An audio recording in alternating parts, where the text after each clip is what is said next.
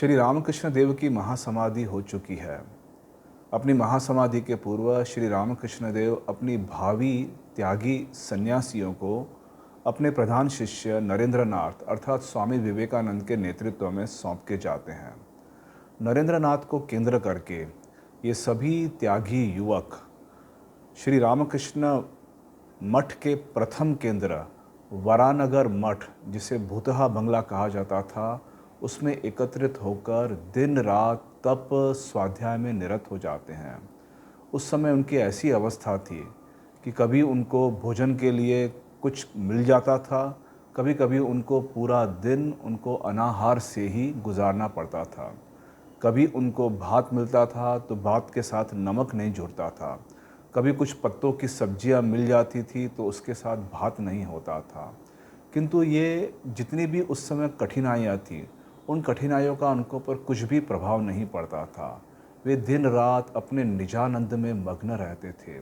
श्री रामकृष्ण देव से उनको जो त्याग के उपदेश प्राप्त हुए थे, उनका अवलंबन करके और स्वामी विवेकानंद को केंद्र में रखकर वे दिन रात मानो सच्चिदानंद सागर में डूबते उतराते रहते थे। ऐसे ही उनके जीवन में, उनके इन्हीं तपस्या के जीवन के दिनों में एक विशेष दिन आता है और वह दिन होता है शिवरात्रि का दिन। वह दिन होता है 21 फरवरी 1887 का।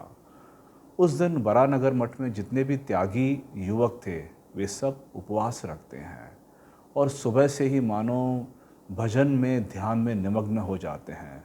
कोई कोई स्वामी विवेकानंद द्वारा रचित ताथैया ताथैया नाचे भोला, इस भजन को गाते गाते मग्न हो जाते हैं।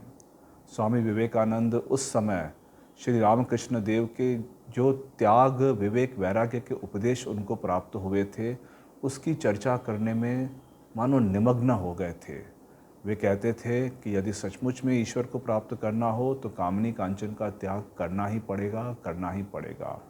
इस तरह हम देखते हैं कि सांझ धीरे धीरे ढलने लगती है। श्री रामकृष्ण देव के जितने त्यागी सन्यासी शिष्य हैं, शिवरात्रि की पूजा हेतु बिल्व पत्र को इकट्ठा करते हैं, बिल्व लकड़ियों को इकट्ठा करते हैं और उस जर्जरित भवन में नीचे एक बिल्व वृक्ष था। उस बिल्व वृक्ष में ही शिवरात्रि की पूजा का आयोजन होता है। रात को 9 बजे प्रथम प्रहर की पूजा आरंभ होती है और 11:30 बजे दूसरे प्रहर की पूजा आरंभ होती है। तो देखते हैं कि इस बिल्व वृक्ष की वे परिक्रमा करते हैं और शिव गुरु कहते कहते हुए नृत्य करते हैं और उनके शिव गुरु ओम जय शिव ओमकारा के निनाद से मानो आसपास का वातावरण गुंजायमान हो जाता है और इसी प्रकार चारों प्रहर की पूजा बीत जाती है और उनकी जो यह शिवरात्रि की पूजा, तप, ध्यान और भजन में उनको जो आनंद प्राप्त होता है, वह एक अद्भुत आनंद। उस आनंद को हृदय में रखकर वे अगले दिन गंगा स्नान करने जाते हैं। नरेंद्रनाथ, विशेष करके स्वामी विवेकानंद, जब गंगा स्नान करके और नए गैरिक वस्तुओं को धारण करके जब वे बरानगर मठ में आते हैं, तब उनको देखकर लोगों को ऐसा लगता था कि सचमुच में साक्षात शिव उनके सामने उपस्थित हो गए हों। उस समय नरेंद्रनाथ अर्थात स्वामी विवेकानंद की 24 वर्ष की आयु थी। उस समय वचनामृतकार मास्टर महाशय श्री माँ भी वहाँ पर उपस्थित थे। वे स्वामी जी के बारे में कहते हैं कि स्वामी विवेकानंद का तेजोदीप्त वदन मंडल देखकर ऐसा लगता था कि मानो ज्ञान और भक्ति का उपदेश देने के लिए अखंड सच्चिदानंद सागर का एक स्फुट अंश स्वामी विवेकानंद के रूप में मानो उपस्थित हो गया हो।